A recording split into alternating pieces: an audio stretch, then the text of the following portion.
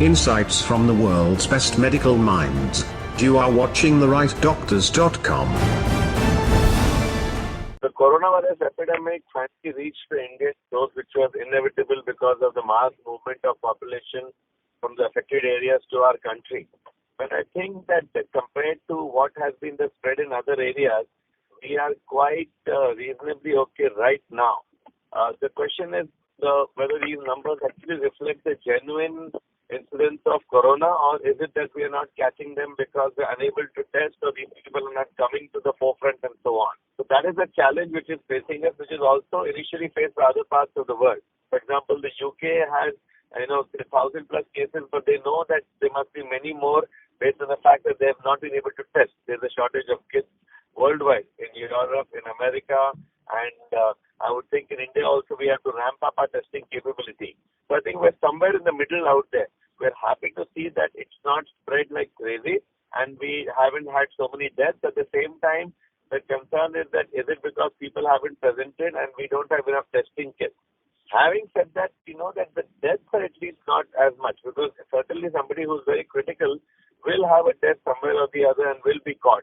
So the death part of it gives us a little comfort feeling as of now.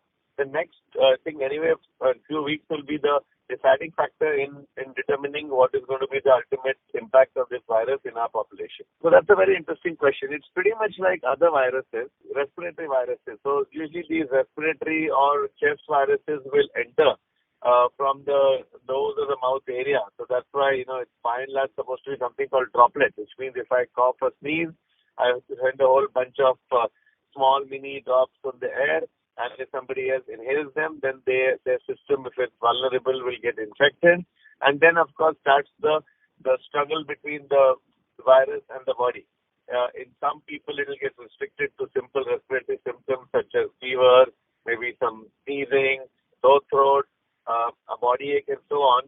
Few of us, the concerning part is in few of us, it's going to go down below and affect the lungs and get into a life-threatening episode, which is what everyone's worried about. So this is the way it's currently behaving. Truthfully, it's behaving just like any other seasonal virus. So the seasonal influenza virus, the H1N1 virus, they also had similar patterns.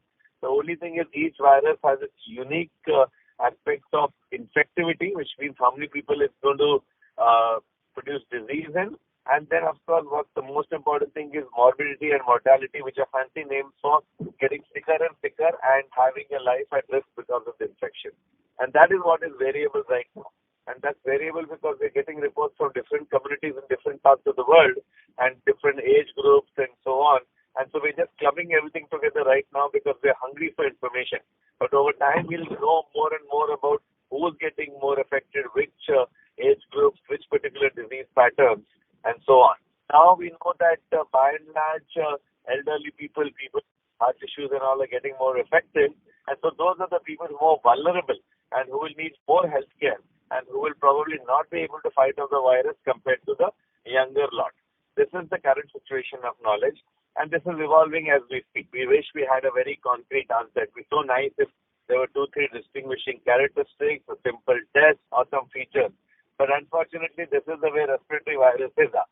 They pretty much produce a similar response. And why do they do that? It's simple. They all act on a similar area.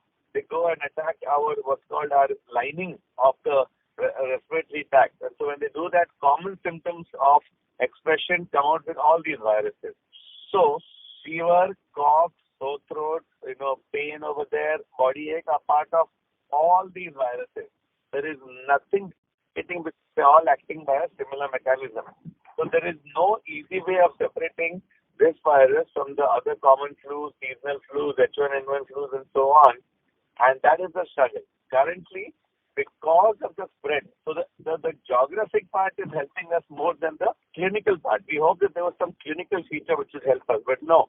Currently, only the fact that if you have traveled to a country which is known to be having an incidence of corona or been in contact with a person who had corona and so on, that is the only differentiating factor as of now.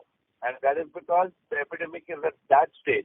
But the moment you have a higher person-to-person transmission in any setup, then there'll be no way of distinguishing this from other common variants. That is both the common part and the that is why we have difficulty what how to detect and what to tackle them with and so on. So currently the two cases who have come to our attention from who have passed away are the 76-year-old from Gulbarga, the north of Karnataka, not Bangalore, but Gulbarga, where he came from Dubai. I think he was there. He got sick. He went to a Hyderabad corporate hospital, then came back to Gulbarga and ultimately succumbed. This gentleman was known to have multiple medical issues of the nature we spoke of earlier, which should make him more vulnerable. Understand that it's a question of reserve. If you don't have reserve, if you already have some problem with your lungs being weak or your heart being weak or things like diabetes and all in an elderly situation, then these viruses have a greater chance of creating havoc and produce a greater life risk. But if you're otherwise young and healthy, then the chances of fighting off are much higher and the chances of having life-threatening illness are much lower. Nothing is zero in medicine, unfortunately, but it's much lower and gives us a bigger comfort feeling that people with good immunity and the younger people can, by and large, fight off the virus with much more ease than the other population. So that is the whole scenario. Now, in terms of the 69-year-old from Delhi, also appears to be that she had chronic issues, which also made her more susceptible, more vulnerable to the virus, and that seems to be the reason. Dead bodies and all highly unlikely. Basically, the virus is, once it, like I said, it's as a contact. So if you don't have touch, droplet, and people who have passed away are incapable of doing droplet or coughing, then, once you have contact precautions, you're not going to get this from somebody who has passed away. The only way to reduce is to avoid infection. Take all the precautions in the world that you can to avoid getting infected by the virus. Once you get infected, then what decides whether I will get only a simple upper respiratory infection or I will get lung involvement is something which is not clear. So we know that if I am elderly and I have heart and lung issues, then my chances of getting serious involvement from the viruses are higher. So if I have those issues, I have to take many more precautions of trying to avoid anybody who may be even potentially carrying the virus, because that is my only fight against the virus as of this point. Currently, since we have no effective, standardized, recommended drugs, we can only depend on the good old gold standard of medicine, prevention. So the government, I think, has put its act into shape very well, and especially in most parts of India, Karnataka, where we are in also, they have moved quite fast. They're listening to experts. There's a lot of information coming from the WHO, the CDC, which is the Center of Disease Control in the US, which has websites also, and the local people, and they're from the beginning trying to prevent infected people from coming into the country, to the point of shutting down social contact by schools, malls, theaters, public places. All that has been put quite effectively, and I think our governments have to be congratulated on the prompt measures taken in this regard. Rest is obviously, this is a changing situation. A think tank must be there in every part of the administration, government, which I'm sure is there, which will keep reviewing the situation and seeing that is this moving from a travel paradigm to a person-to-person transmission, in which case our strategies will change. What do we have in terms of hospitals, infrastructure, protective equipment, medications, and so on.